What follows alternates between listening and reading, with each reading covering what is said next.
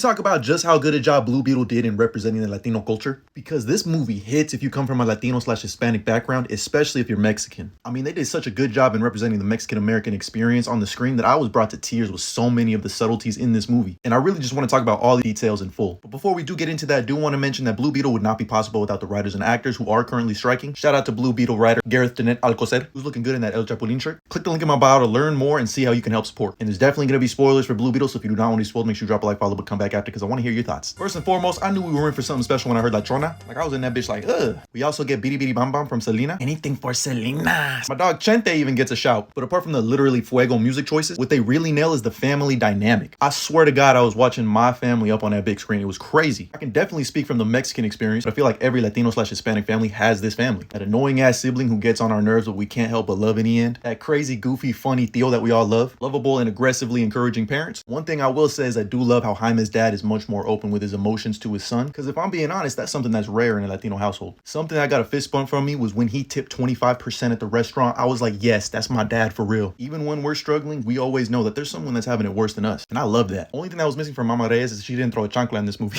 And I love how Jaime's dad says his purpose is to just take care of his family. That couldn't be more true for a Latino household, which leads me to Abuelita Reyes, who is always the backbone of the family. I love that she only spoke Spanish, because that was legit my abuelita, but we did teach her all the bad words in English. Motherfucker. And me personally, I love that they didn't include an abuelito, because I grew up without one. And I feel like that's a common theme. I feel like they worked so hard over the years that they just end up passing away earlier, definitely before that, my abuelita. And I love that she has a past that she doesn't talk about until it's needed. I learned some shit about my abuelita. I was like, damn. First of all, the whole house, this is my grandma's house. But I mean, there's just so much more. Like the scene where Jaime first gets his scarab. I love that when he disappears, his abuela lights a candle for him and says a prayer hoping he comes back. And after Jaime comes back and passes out, they use Vicks to wake his ass up. Vicks heals all. This is the duct tape in a Latino culture. Another thing I absolutely love is that Uncle Rudy keeps calling Jaime Cabezon. I feel like every Latino Hispanic has these affectionate nicknames that we always get. I used to have really big cheeks when I was little, so my mom still calls me cachetes. So I love that extra. I love that we get references to El Chapulín and to Maria la del Barrio, which was a hella popular novela. Like little things like that are just so great. But like even just the subtleties when they talk to each other in Spanglish was just so damn good. Oh yeah, the subtitles, by the way, missed a lot. There's a lot that got lost in translation. They got away with some curse words in this one. I mean, I said cabron like 7 times. And I liked with what they touched on with Dr. Sanchez. His name's not really Sanchez. We're always seen as like this stepping stone for others to use our hard work, but never properly get credited for. So I really like this moment. And easily the best moment in the film is when Jaime's dad passes away. I mean, you really feel that pain in the moment. But for a second, I thought they were gonna sweep it under the rug because Abuela Reyes says now is not the time to cry. Let's use our grief as power because we got shit to do right now. Side note, but I also love when Jaime has that vision and he sees his dad with all the candles like an ofrenda.